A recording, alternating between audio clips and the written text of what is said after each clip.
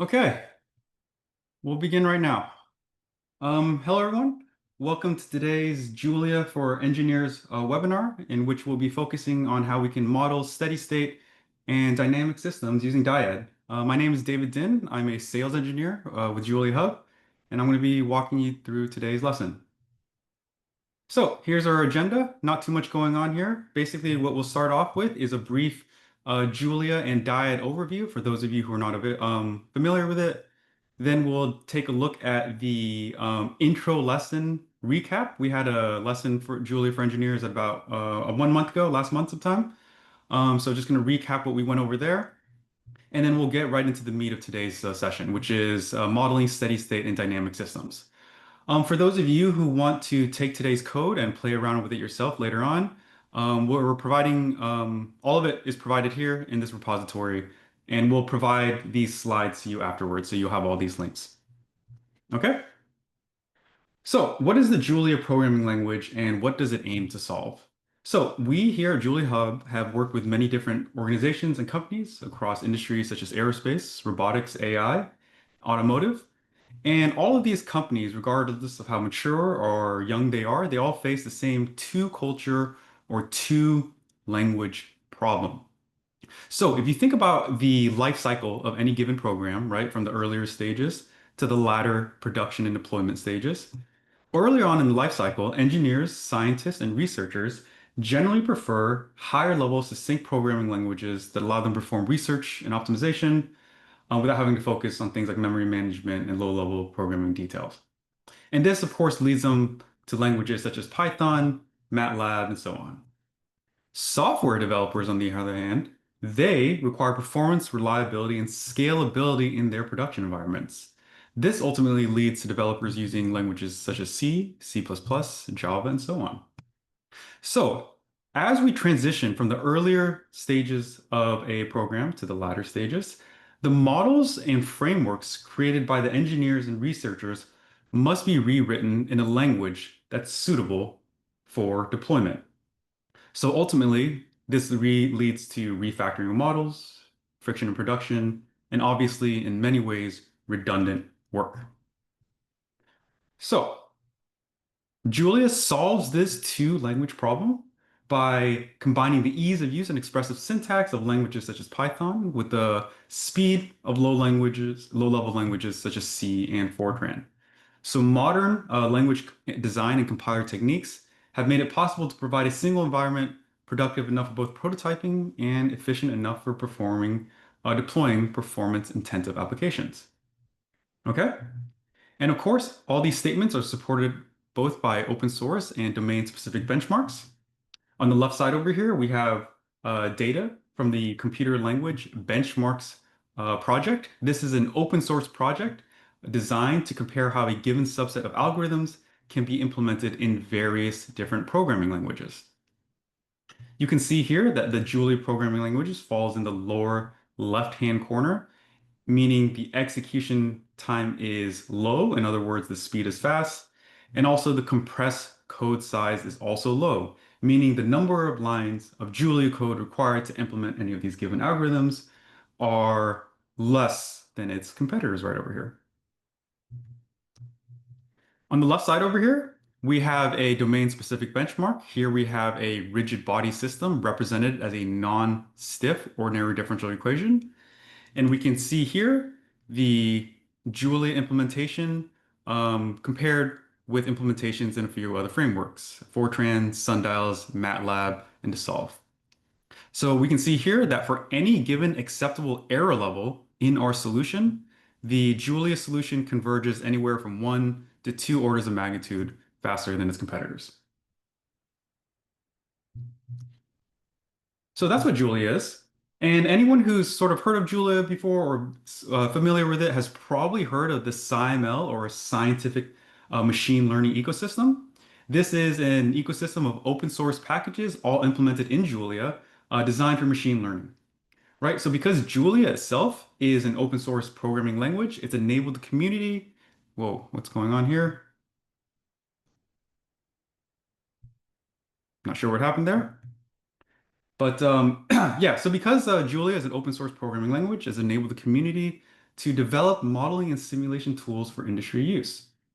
So here in SciML, the tools are designed for combining machine learning with traditional numeric methods such as differential equations, optimization, probabilistic programming, and so on.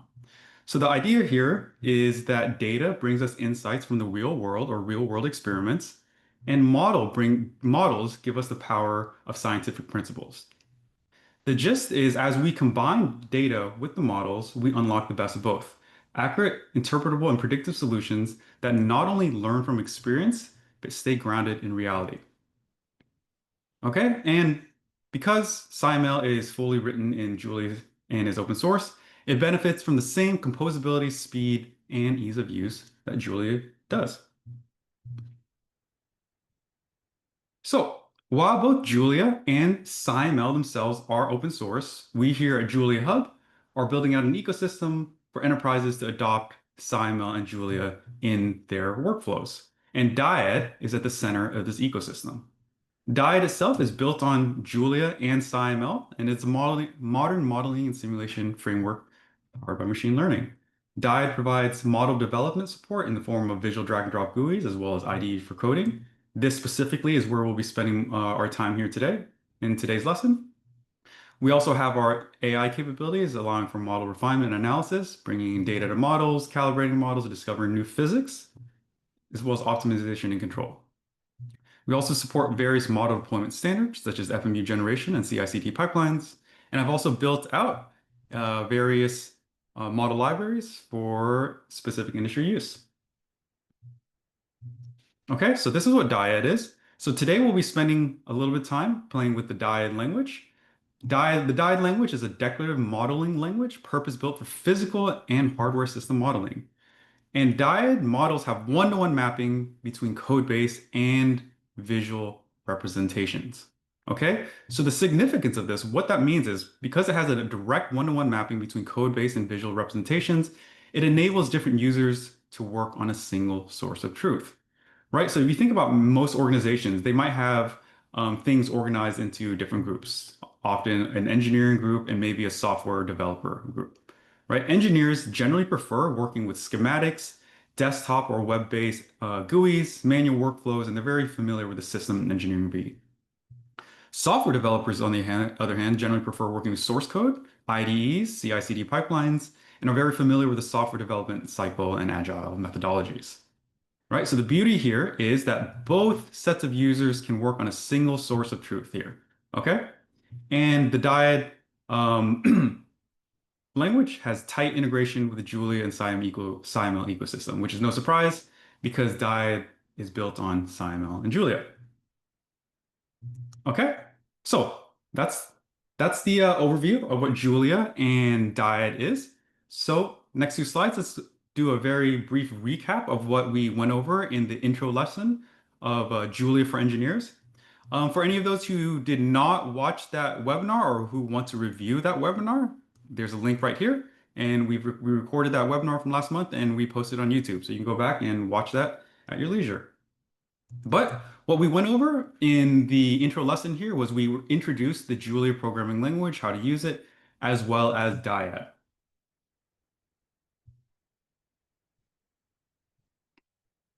So what we did was first we tried to solve a mass spring damper system using Dyad.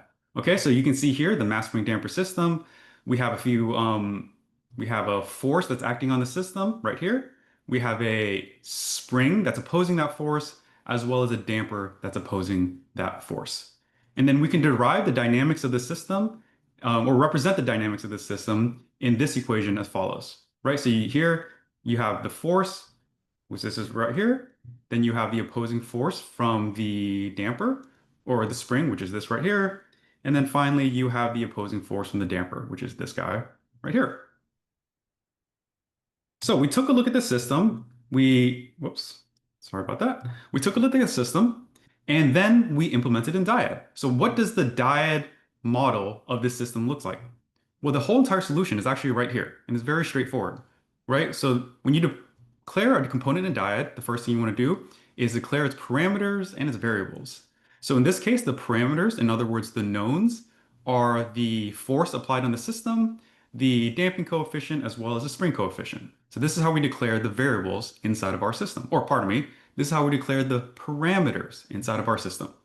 Then you declare the variables in your system. So here we have a variable x and a variable x dot. So those are the unknowns or the variables of our system. And then what we need to do is give relations to relate the variables and parameters to one another. So down here in the relations section, the first thing we do is we gave an initial condition to our x and x dot values. So those initial conditions can be seen right here. We have a relationship that specifies what the relationship between these two variables is. This is simply saying, hey, the derivative of x is equivalent to x dot. And that's how we specify the relationship between these two variables. And then the final relation we need in here is this equation right here, which is simply the dynamics equation that we just went over. Okay, so the first thing we did right in that intro lesson was we showed how we could build this up and simulate it. Then the next thing we did was we um, did an exercise around component-based modeling. Here on the right side, we have a visual representation of the system that we built up. This system consists of a road, which has road data, right? The idea is what we're looking at here is we have a car that's moving over a road. Okay, so within this model, we have the road and the road data. So you can see here on the left side, the road is mostly flat with a bump over it as a vehicle moves over that road. Sitting on top of that road and road data, we have a seat, a suspension system, and a wheel. And we can pull out the seat signal that you see here on the left side. The idea is that the seat begins at a position of 1.5, and then as it moves over the bump in the road, you see this oscillating effect right here.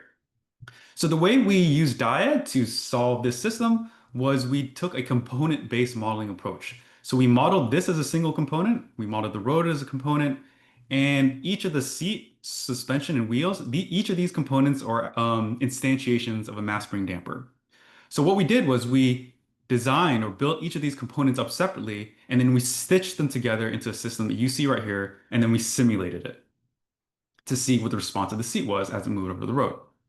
Okay, so this is what problem 1 or 2 was, component-based modeling. And the previous problem, of course, is the mass spring damper. If you're interested in seeing how we go about solving this, please go ahead and watch that webinar from about a month ago. Okay, so that's it for review. So let's go ahead and get into the topic at hand for today. So we said we're going to do steady state systems and dynamic systems. We'll start here with steady state.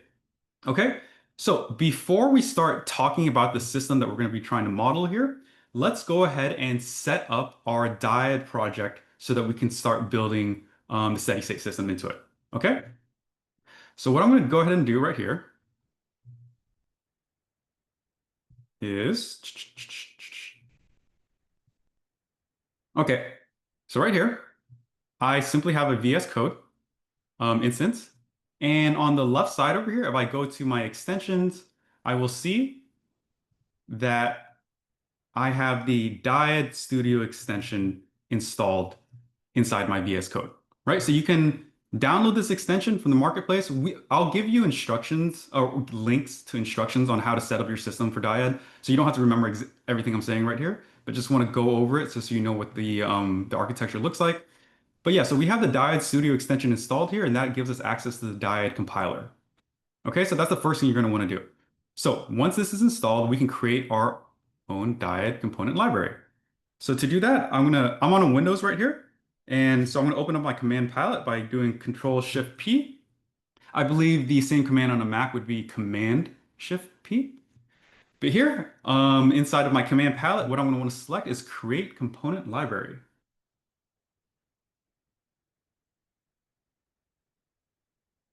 And once prompted, I'm going to go ahead and give my component library a name. So I'll name this library Actuator Components. Actuator Components. Because we are going to be modeling a hydraulic actuator today. When prompted, I'm going to go ahead and save my component library inside of this folder on my desktop.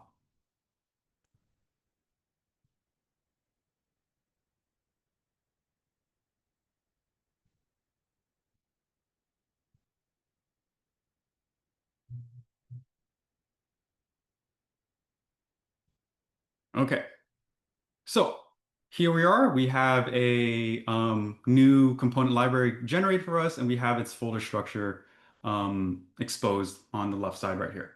So the very first thing I'm going to do is I'm going to go ahead and open up my Julia REPL.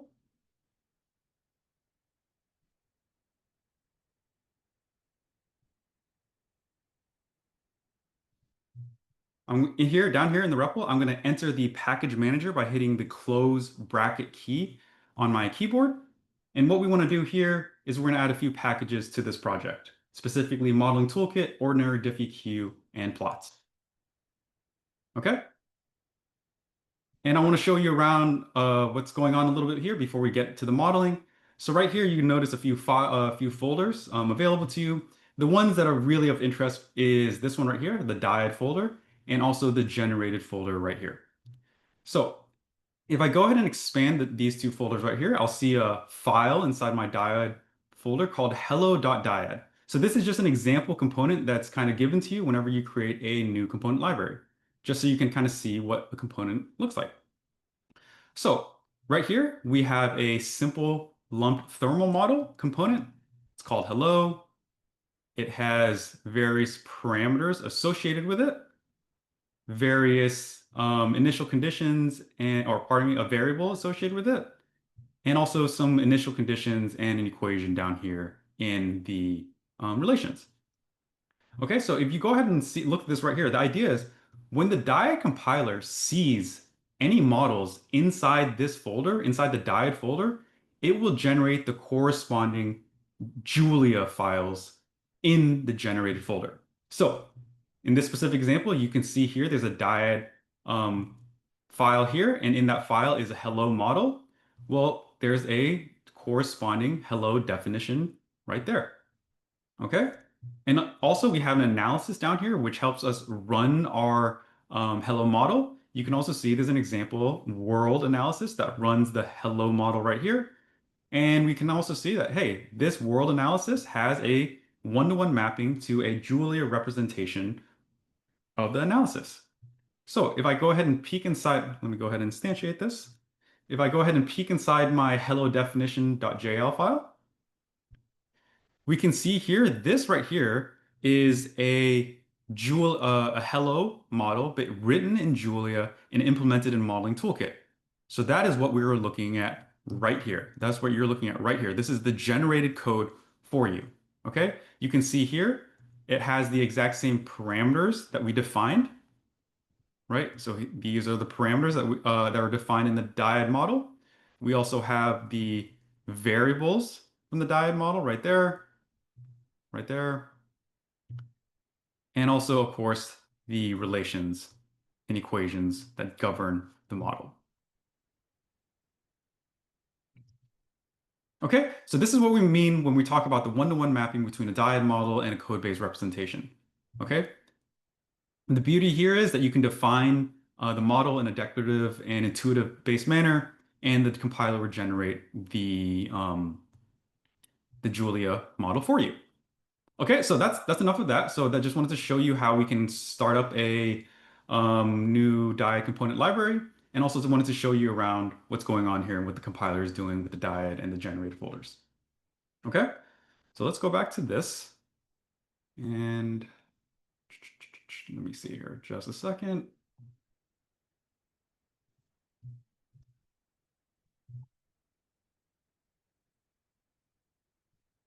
Okay, right back here. Okay, so we've set up our component library. So now let's go ahead and solve a steady state system. Okay, so the next few slides, we're going to be going over the physics and mathematics of what we're trying to implement. Okay, so the example here today is a hydraulic actuator safety design. So our goal today is to find an orifice size to restrict the maximum actuator speed under system failure. So on the right side over here, we have a representation of a hydraulic actuator. The actuator itself is right here in gray, and the idea is that it moves up and down, applying pressure and forces to this area right down here. Okay, so when this system fails, we want to make sure that the speed at which it moves down under failure is capped, right? We don't want it to move too fast in case of system failure. right? Because if someone's operating this, right, someone has their hand in here, they're operating the machine and the machine fails all of a sudden, we want the dynamics of the steady state system to limit how fast this thing can actually move down.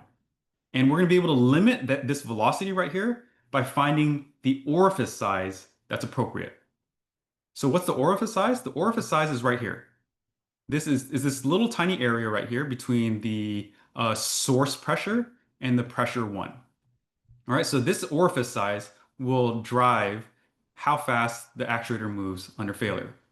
If you take a look at this actuator, you can see that there's three sources of forces on the actuator when the actuator fails, right? So under failure, you can kind of assume that the control system is not in play, and it has three forces. Basically, it has I'm gonna go ahead and change this color right here. It has the forces acting on top of the actuator, pushing down due to the force from pressure one. It has another force that's pushing up on the actuator due to the forces from pressure two. And also the damping force right up here is going to oppose the motion, right? So if it opposes the motion, the damping force is going to be pushing up right here. Okay, so these are the three forces that we have inside of our hydraulic actuator that we need to consider. So let's start deriving these equations. So the first thing we're going to do right here is come up with the equations and relationships around these areas right here. Okay, so we have information from the manufacturer. The orifice pressure drop is defined as delta P is equivalent to 1/2 rho U squared times CD. Okay, so this equation can be applied in this area and also this area right here. So the idea here is delta P is simply the difference between the source pressure and the pressure in area one. That's what delta P is. Rho is simply the fluid density. That's a fixed or given parameter. U right here is the nominal fluid flow velocity through the orifice. So that is the velocity of the fluid through the orifice right here.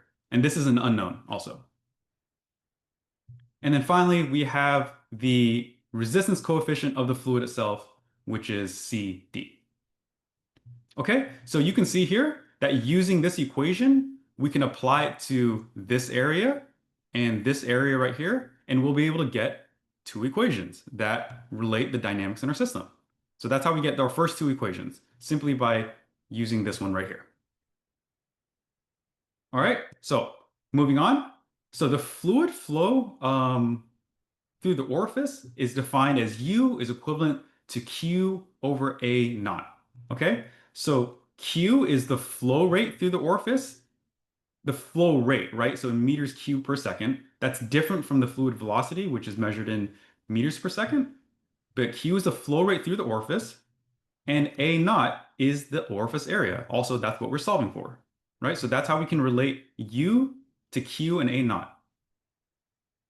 And then right here, down here, we also know the flow rate based on the velocity of the actuator, right? So the flow rate through this orifice, the flow rate through here, is going to be equivalent to the velocity, right? The velocity of this orifice times the area right here.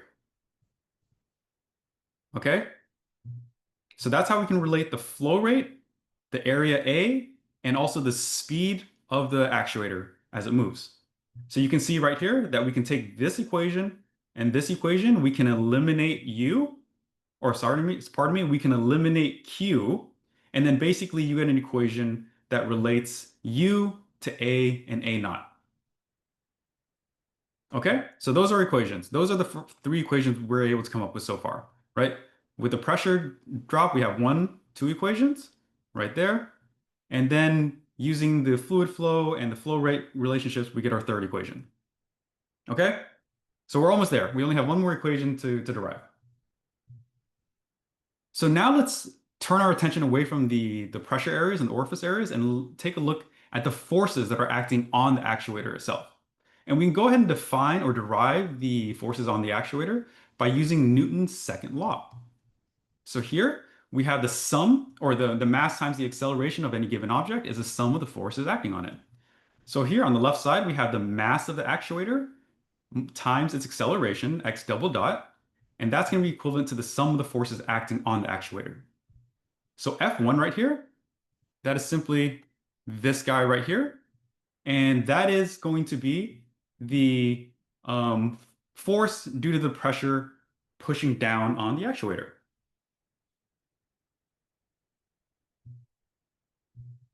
F2 right here is simply the force due to the pressure pushing up on the actuator, so below the actuator. And then finally, we have the force due to the damping right here.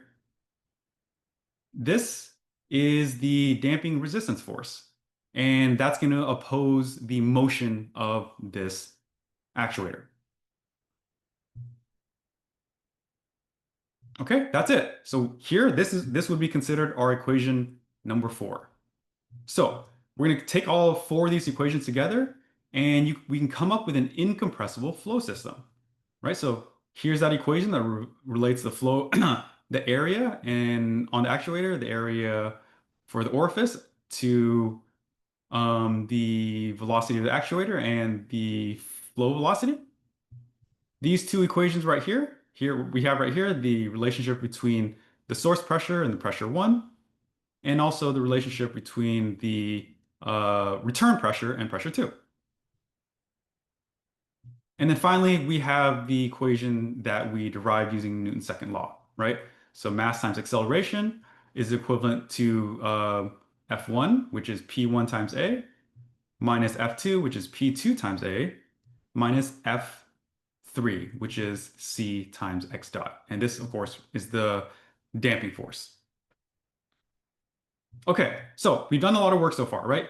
We went through a few physics equations, we looked at the diagram, and we were able to come up with this system of equations that dictate the incompressible flow inside of our model.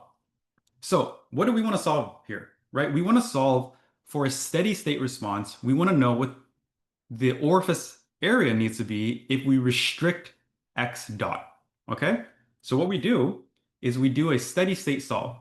So here we're saying, hey, the max velocity for the actuator should be 1 meters per second. All right, so that's our constraint. That's the maximum it needs to be. It can be.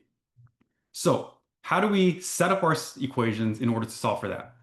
Well, here you can see that we have our variables, our unknowns in red, and then our knowns in black.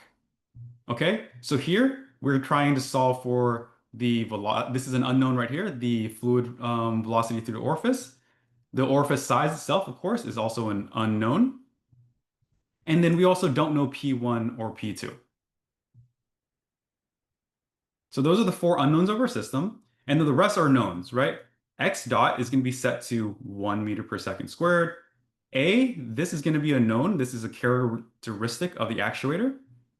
The return pressure and the source pressure are also known, as well as all of the remaining black terms, right?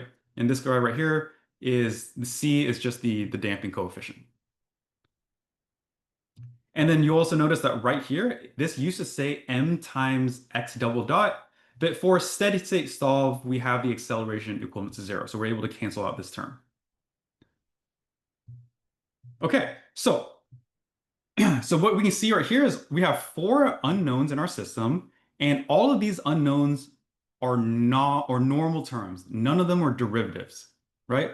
All of the unknowns are non-derivative terms. So we have a non-linear system to solve here. Okay? You might think, well, what about this? This is a derivative right here, isn't it? Well, for the steady state solve, we are taking x dot to be a constant, not a derivative. Okay, great. So let's go ahead and get back into the code, and we can go ahead and model the system. I'm going to go ahead and move this to the right here, just so we can keep an eye on the equations as we start to model this out.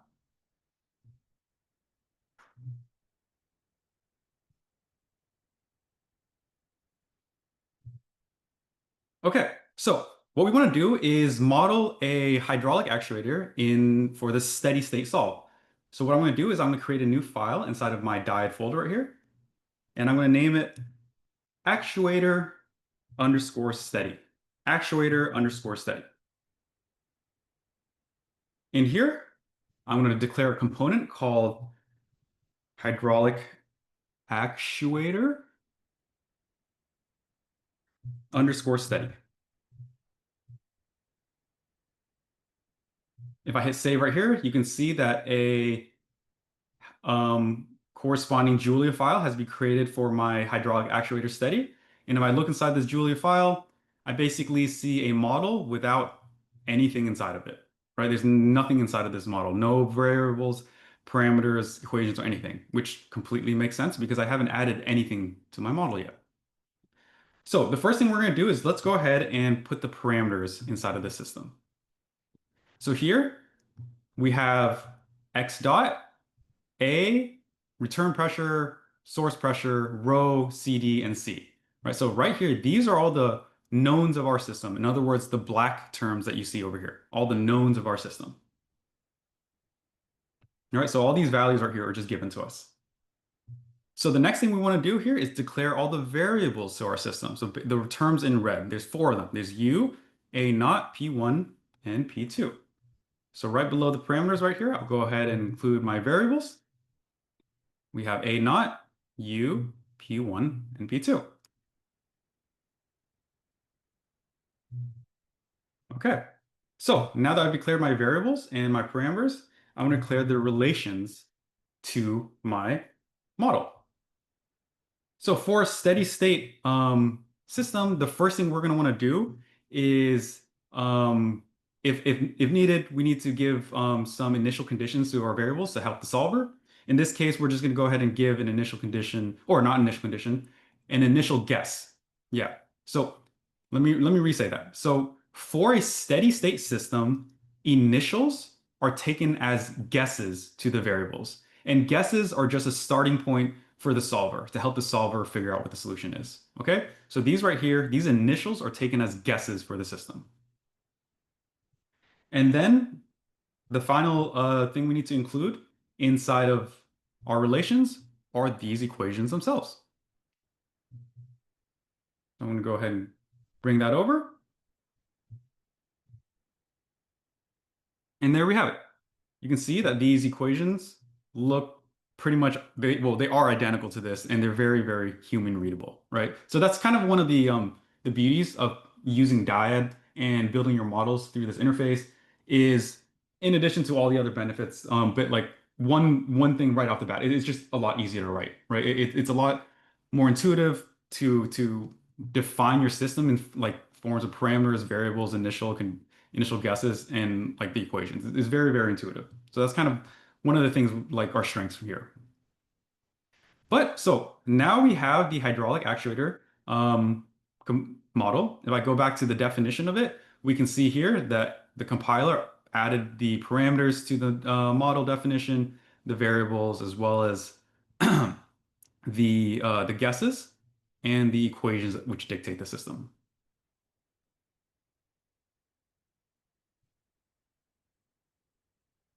Okay, so what we're going to do next is let's go ahead and run this model and analyze it. Okay, so what I'm going to do is I'm going to create a new folder right here. I'm just going to call this scripts because I'm going to put a Julia file in here to run these models. And in here, I'm just going to create a file called main.jl.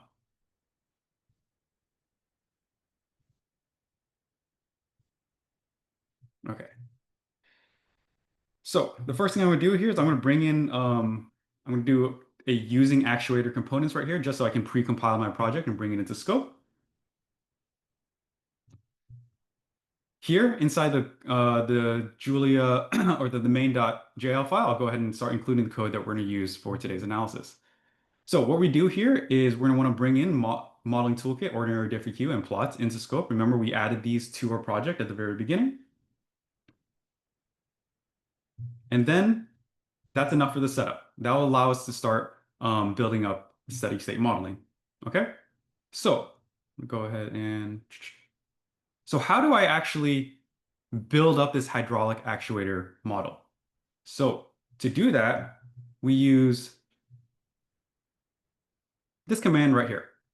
So we're using a macro called mtk build, and that macro is made available to us from the Modeling Toolkit library. Basically, what this does is it intelligently builds up this model and stores it inside of this variable for us. Okay? And this model, of course, is the hydraulic actuator model that we just built right here. Okay? So I'll go ahead and run these lines of code right up here. Once we build up our model, we go ahead and set up a problem and solve that problem. So remember, we said that this is a nonlinear system. So we set up the problem as a nonlinear problem. We feed in the model, which is the actuator itself. And then we can go ahead and solve that problem.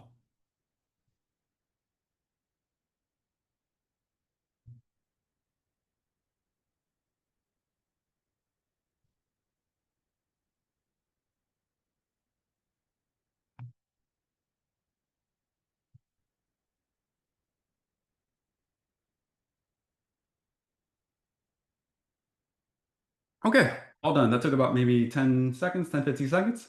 So now the problem is solved. What are the value of these variables, right? This is what we're trying to solve for. So let's go ahead and see what the values of these variables actually turned out to be. So in order to access these variables, we're going to access the solution variable, right? That's where the data from the simulation is stored. And what do we want to access inside this, the solution variable? Well, we want to access the actuator model, right? Because that's the model inside of this problem. And the variable we want to access within this is a naught, because that's what we're looking for, right? A naught is the main thing that we're trying to solve for. So I can do sol and in brackets actuator.a naught, and I can run this, and we have the value for a naught right there. So that's the solution that we're looking for. This is the orifice size that we are trying to look for. Okay? We can obviously look at any of the other variables if we please. So right here, I'll go ahead and do, we can display the u value or the velocity through orifice size. We can do that. And we can also do other things. So let's say you want to do some, let's say, mathematics inside of pooling your solution. So right here, if you look at this right here, this is the value of u, right? U has a relation that's equivalent to x dot times a over a naught. And u, of course, we saw is 105. Okay, so if we want to confirm that this relationship held up, we can also plot, or we can also pool the value of the right side of this equation, right? So we already know the left side. The left side is right here. Well, what about the right side? The right side should be the same, right? So how do we confirm this? So we can actually do math when we pull things out of our solution. So you can see right here, we're pulling our solution, and what we're doing is we're saying, hey, I want to know what the value is of x dot times a divided by a naught, right? So that's just kind of pulling what you see right here. And if I run this, you can see that the value of this matches the value of u. All right, you don't really need to do this confirmation because the system is built that way, but just wanted to show you how you could do some mathematics as you pull out the solution. Okay, and that's a steady state. So that's it. So let's go back to here. What we did right there was we went ahead and defined this system using Dyad, and we simulated it and plotted the variables. Not plotted the variables, we pulled the values of the variables. And it was very, very straightforward. Okay? So now let's ask another question. Let's solve a dynamic system. So taking this exact same system, we're going to ask another question. Let's say that we use the A naught that we just solved for. If that's the case, what is the transient response of x, x dot, and x double dot under failure? Okay, so what that means is we will, instead of just solving for this a naught value, which we already did, so we already solved for this, now that we've solved for this a naught value, we want to understand how this actuator actually behaves when the system fails. Okay, so we were looking for the transient or dynamic response when the system fails. So you can see here, we have the exact same incompressible flow system that we used before, which makes sense, right? We're looking at the exact same system. It's not a new system. and it's therefore the same equations apply. The differences here are you can see that A naught is no longer an unknown. It is now a known or parameter. It's in black. Complete perfect sense, right? We already solved for that. But now X dot, instead of this one being a parameter or a fixed value, this is now a variable that we're solving for its transient response. U, P1, P2 are still variables just like before. And then because this is a dynamic system and not a steady state system, we are not able to cancel out this term right here. So that's why we have to bring back in this m times x double dot term for our dynamic solution. I just recall when we did the steady state solution, we were able to cancel this out because for steady state solutions, x double dot equals 0.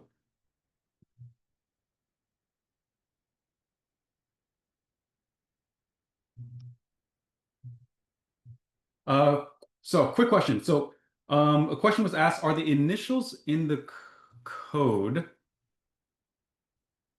are they, I think I might have answered this, but just in case I didn't, are the initials in the code right here, are they for nonlinear solver or are they for something else? What if no values are given? Does the model throw any errors? So the answer is yes. The model will throw errors if it's unable to solve without initials. And yeah, these are being supplied to the nonlinear solver. Yeah, thanks for the question.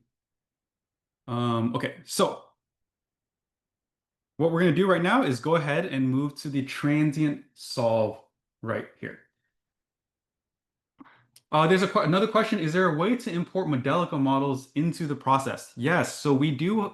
We've been putting a lot of work into a translator between Modelica and Dyad models. Um, if you are interested in that, please reach out to us and we will set you up with a conversation with someone much smarter than me who can speak to that. But yes, we that is something very, very much that's important to us, being able to translate Modelica into Dyad. For those of you who don't know, aren't familiar with Modelica, this is similar, like a kind of sort of a similar framework, but it's sort of an alternative to Modelica. I'm not going to go into the differences between this and what Modelica is today, but I want to just take a quick detour here because a question was asked.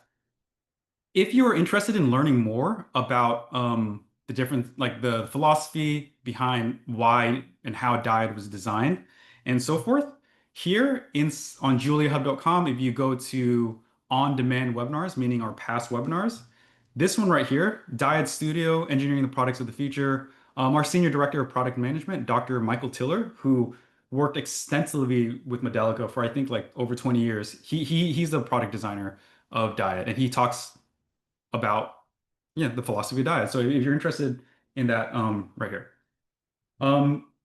Yeah, so you can reach out to you can reach out to Dr. Michael Tiller, Ed, or you can go ahead and also reach out to, you can reach out to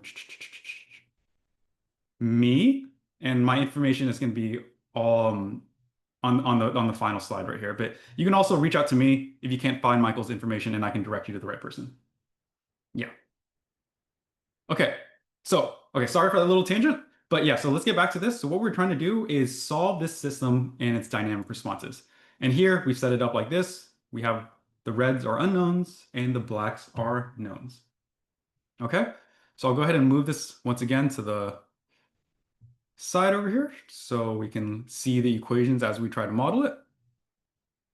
And now what I'm going to do is I'm going to go ahead and make another hydraulic actuator model. But this time I'm going to design it for a steady state type approach. So I'm going to, right here, I'm going to do a new file. I'm going to call this actuator underscore dynamic dot dyad. I'll move this steady state definition. So on the left side right here, I have my hydraulic actuator steady.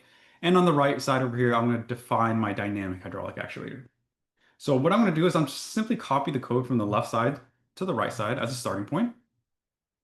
And then I'm going to go ahead and rename this one to dynamic. And then there's going to be a few changes we need to make to our parameters, variables, initials, and equations. Okay, so the very first thing we see up here is x dot right here is defined as a parameter. But we know, of course, that x dot as well as x double dot are variables. So let's go ahead and move this to the correct spot. So I'm going to take this parameter right here and place x dot right down here as a variable. It doesn't actually matter which order you put these in. I just like to organize the variables away from the parameters. And we also have x double dot. So I'm going to call that x dd dot and also simply x. Okay, so here are the variables that we have: x double dot, x dot, u, p1, and p2. So but we can, okay, now let's look at this right here. It looks like we have a variable called a naught, but of course, a naught is no longer a variable. It is now a parameter because we already solved for that in our previous step. So now we're going to go ahead and move a naught up here to be a variable, or pardon me, a parameter. And we're going to go ahead and give this parameter a value. So what's the value we want to give? Well, the value we want to give is this value right here. This is what we solved for in our steady state solution. So I'm going to go ahead and just round this. So I'm going to go 0.00095. All right, so just an approximation of the solution right there. And then we need to provide another parameter. So you can see down here, we now have mass. The mass of the actuator is a parameter inside our system. So I'll go ahead and go right here and type in parameter m. It's going to be a real number, and we'll set this equal to 100. Okay. So that's it for our parameters and variables. Let's continue down here. So like before, we said that initials, when used in a steady state or nonlinear solver, these are used as guesses for these variables. For dynamic or ordinary differential equations, on the other hand, initials are taken as initial conditions for the variable. So these are the initial conditions for the variables when we supply initials inside of a dynamic solution. So here, the initial conditions we're going to supply are for x and x dot. Okay? And so the idea is this actuator is at rest when it fails. So in its initial condition, the actuator is just sitting at a position of x equals 0, and it is not moving at all. So that's why we're providing these types of initial conditions. And we know that this is an ordinary differential equation as opposed to a non-linear equation, right? Because if we look at our system right over here, we have unknowns that are derivatives. We have x dot, x double dot. These unknowns that are derivatives make this an ordinary differential equation system. Okay? So now, I also want to change this right here, right? And make sure that this is the same as this guy right here. So this needs to be x times, or m times x double dot. Okay, so we're done. So if you go ahead and look at this, you'll see that, hey, well, there's 6 variables here. There's only 4 equations, right? 4 equations, 6 unknowns. Basic math tells us that's a very, very difficult thing, if not impossible to solve. So there's 2 more equations we're missing. We need to have 6 equations for 6 unknowns. So what are the equations we're missing? I mean, we already have these right here, right? What else could we possibly include in our system? So if you look right here, we have these variables, x, x dot, and x double dot.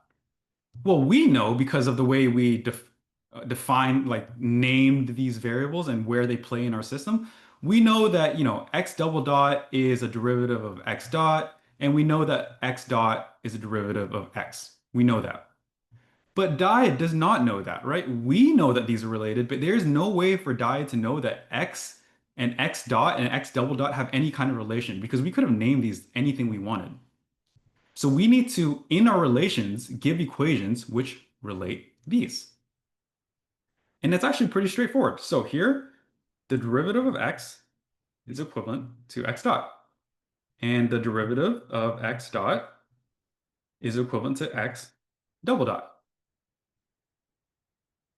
That's it, right? So we need to tell Dyad if there's any derivative or integral relationships between any of our variables, right? Of course, because just by looking at these names, Dyad is not going to figure out that these are related to each other, right? Like for all it knows, I could have named this x uh, x derivative, right? I could have named it something like that and it wouldn't be able to figure it out.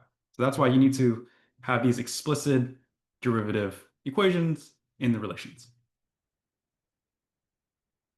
Okay, so there we go. What we did was we took this hydraulic actuator steady model and we modified it to represent a dynamic system. So now let's go ahead and go back into our code right over here and run this model. So right, go to part 2 right here, dynamic modeling with Dyad.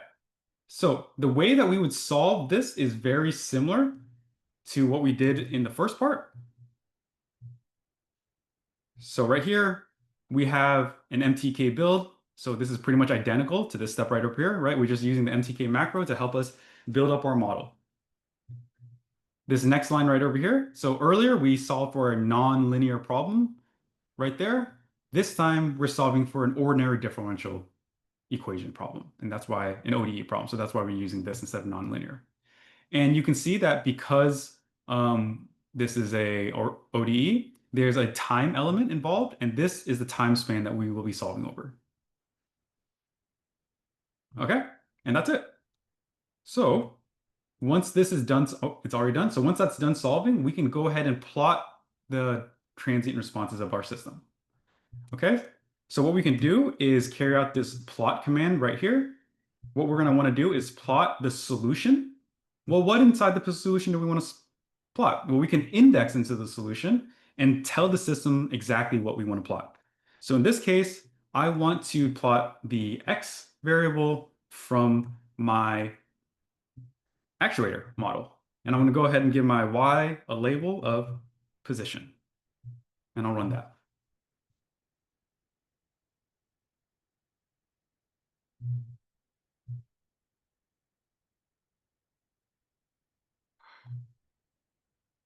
And there we have it. Here's the position of my system. We start at a position of 0, just like we expected, right? Because I'll move this over here. Right, that's expected because we gave the initial condition right here. And then we can see the position of the actuator throughout our entire time span right here, which corresponds, of course, to this time span that you see right here.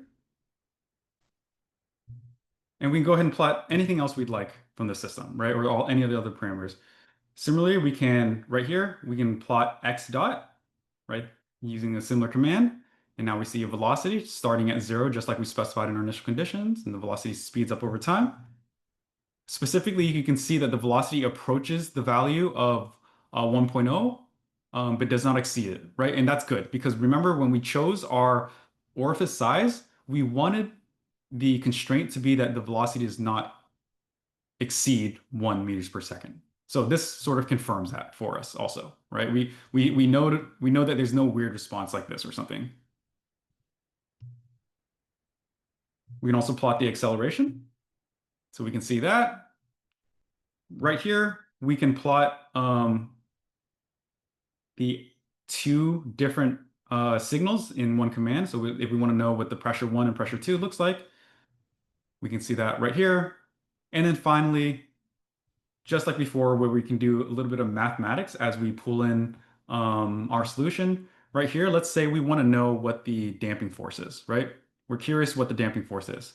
So we can simply do, hey, please tell me what C times X dot is, right? And we do that. Go ahead and type in damping right here. And there we have it. We have the damping force throughout the simulation. Okay, so in summary, what we went over today was we took a look at how to solve a steady state system. We said that we were interested in analyzing the steady state response of this, or the steady state conditions of this actuator under system failure. We wanted to know what the orifice size was to restrict the maximum speed. We went into the physics of this hydraulic actuator. We have some equations that dictate or represent the pressure drop, as well as the fluid velocity and the flow rate, and also got this force equation using Newton's second law. We ended up with an incompressible flow system represented by these four equations right here. We first set it up as a nonlinear steady state system where we were able to solve for these four non-derivative variables that you see right here. And we ended up ultimately with A naught, which is what we were looking for. Then using that A naught value, we solved for the transient and dynamic system. And now what we were interested in is specifically what the responses of x dot, x, and x double dot were as the system fails. And we saw that just right now. So here again, we'll make sure you guys have all these slides. You have all the links right here, but there's a lot of good resources here that you should take a look at. Here's the Dyad help, as well as the installation page in that help and a getting started tutorial. I mentioned earlier that there's that webinar from Dr. Michael Tiller that you can take a look at. That would be in our past webinars right here, as well as you can also access any of the past webinars, of course, that we've had. Right here, our upcoming webinars, you can take a look at that. And also right here, the Julia for Engineering's repository, basically what we went over the intro lesson about a month ago, and also what we went over today, you should be able to find it all inside of this repository right there. The last thing I want to show you is I'm going to go ahead and click on this Dyad help page right here. And I want to show you around just a little bit. So this is our Dyad help page. For any of you who are interested in playing around with this is definitely where you need to start. The first thing you're going to want to do is at the very top up here, there's an installation button. Click on that installation and it takes you to this page, walks you through how you can create a free JuliaHub account. You can install Julia, install VS Code, as well as the Dyad Studio extension. Right after that, what I recommend you do is go to the Getting Started and do this Getting Started tutorial. It familiarizes you with the extension, the compiler, how to make models, how to design analysis. And that concludes my presentation. So in summary, today we went over a brief Dyad and Julia overview. We talked about what we went over in the intro lesson a month ago, and then we got right into it and showed how we could solve steady state and dynamic systems using Dyad and Julia.